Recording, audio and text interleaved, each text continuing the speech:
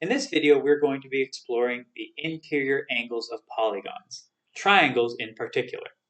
Now, interior means inside, which means that we are going to be talking about the angles on the inside of the polygon. Let's start with regular polygons, such as this equilateral triangle. It has 3 congruent sides and 3 congruent angles. Regardless of how long those 3 sides are, the angles are always going to be 60 degrees in measure. Together, they add up to 180 degrees total for the entire triangle. A square, which is a regular quadrilateral, 4 congruent sides, 4 congruent angles. Each of those 4 congruent angles is 90 degrees. Put them all together, we've got a total of 360 degrees for the total interior angle measure of that square. And for a regular hexagon, which is a 6-sided shape, we've got 6 equal sides and 6 equal angles, each of which is 120 degrees in measure, for a grand total of 720 degrees. So the first thing that you should notice is that we've got pretty familiar numbers, at least for the triangle and the square, for the grand total numbers. But secondly, you should be noticing that the number is changing. It's increasing as we increase the number of sides. So the question is, will this pattern only apply to regular polygons, or does it apply to polygons in general? Let's try some different ones and find out. We'll start with some bisymmetrical polygons, ones that we could split down the middle and they look the same on either side. An isosceles triangle is one such thing for triangles. We've got 2 40-degree angles to go along with 2 congruent sides, and then we've also got a 100-degree angle up top to coincide with the one longer side of the triangle.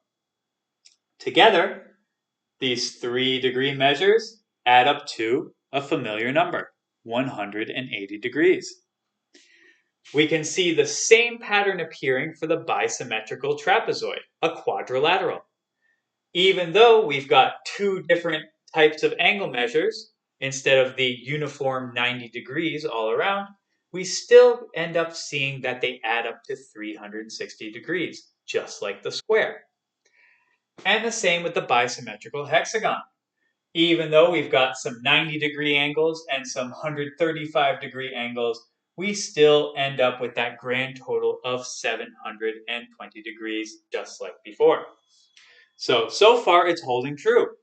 Will it work with irregular ones? The answer is yes. If we take a scalene triangle with, say, 90 degrees, 60 degrees, and 30 degrees for their angle measures, they still are adding up to that same total. An irregular quadrilateral, you could try any type of quadrilateral you could possibly come up with. You're still going to end up with that grand total of 360 degrees. And an irregular hexagon, predictably, 720 degrees total, regardless of what angles you are making it up of. So, our conclusions. We have discovered that the total interior angle measure is dependent upon the number of sides. We have concluded that all triangles have a total interior angle measure of 180. And we've also concluded that for each additional side, another 180 is added to the total. 360 degrees, which is the quadrilateral's total, is 180 more than 180. A pentagon, which we didn't cover before, but we can mention, a 5-sided shape is 540 total, which is 180 more than 360. Hexagon adds another 180 for that 720 we were talking about. And a heptagon, which has 7 sides, is going to be 900 degrees total, which is 180 more than the hexagon's 720. And this pattern continues no matter how many sides the polygon has. But as I said, we are focusing on triangles in this video. So we're going to put this into practice with triangles only. As we just went over, triangles always add up to 180 degrees total. Therefore, if you are given two of the three angle measures, you should be able to figure out very easily what the third angle measure is, simply by adding together the other two and subtracting that amount from 180 to find out the missing amount. Let's put it into practice with this first one, and then I'll release you to do the other ones on your own. We have 60 plus 70, which together equals 130. If we subtract that total amount from 180, we end up with 50 degrees, which is indeed the measure of our missing angle. Try these other three, and then stay tuned for the answer. Think you got them? All right. In triangle number 2, we've got 90 degrees and 70 degrees, which together make 160 degrees, which means the leftover amount is 20 degrees. In this triangle, we've got 85 and 36. Let me just remind myself of what 85 plus 36 is. It's 121, which means that our remaining amount is 59 degrees. For the final triangle, we've got 42 and 49, which together make 91, which means that the leftover amount is 89 degrees. Now, you may also even be only given one angle measure if that triangle is isosceles. In the case of an isosceles triangle, as you recall, there are two equal sides. That also means there are two equal angles. I should be using the word congruent. Two congruent sides and two congruent angles. Therefore, we only need one of them in order to find the other two. In the case of this one, we see we have 30 over here on one end, and that means that across from it, we are going to have another 30-degree angle by default. Because we've got the two equal sides, we also must have the two equal angles. That means that we now have the two angles we need in order to find the third. 30 plus 30 is 60, which means there is 120 degrees left over for the third angle. Try these other two and get the missing angle measures. Think you got them? All right, let's look. In this one, we've got 98 degrees for one of the angles, and then we're missing the other two. Now, it just so happens in this case, the ones that are missing are equal to each other. So what we're going to do is we're going to start by figuring out how much we have left. 180 minus 98 is going to be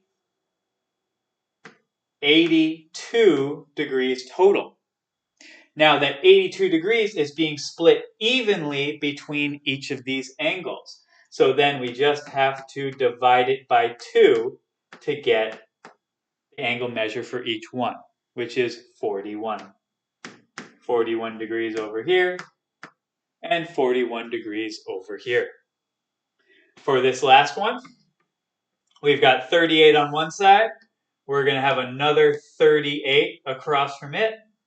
When we add them together, we end up with 76.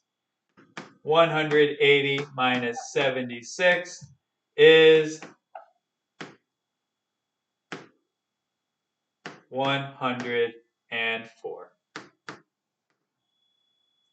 degrees. Last but not least, you might be approached with a challenge where you have a triangle incorporated into a larger set of angles. You need to be able to use it in conjunction with the other angle relationships that we've already been learning in order to figure out all the missing angles. So go ahead and try it with this challenge. We have been given this 40-degree angle and this 120-degree angle.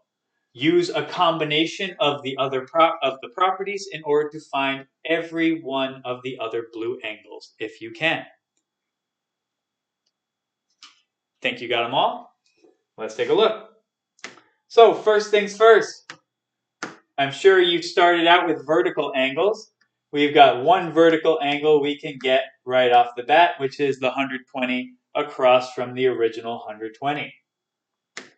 We can use the supplementary relationship in order to figure out the other two members of this section, which are 60 and 60.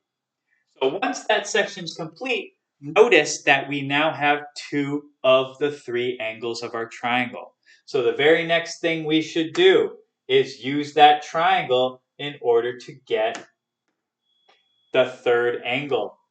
40 plus 60 is 100, which means the missing leftover amount is 80. That means we can also put an 80 over here. And supplementary relationship means that these are hundreds. All right, all that's left is to use corresponding angles to transfer some of this down here because these are parallel lines. That means that since this is 80, so is this. Same position with the parallel lines. And so is this in conjunction with this one. And we've also got hundreds down here. So this picture mimics this picture further up the transversal. And the same on the other side. 120s in their position and 60s in the other two positions. And that's all there is to it.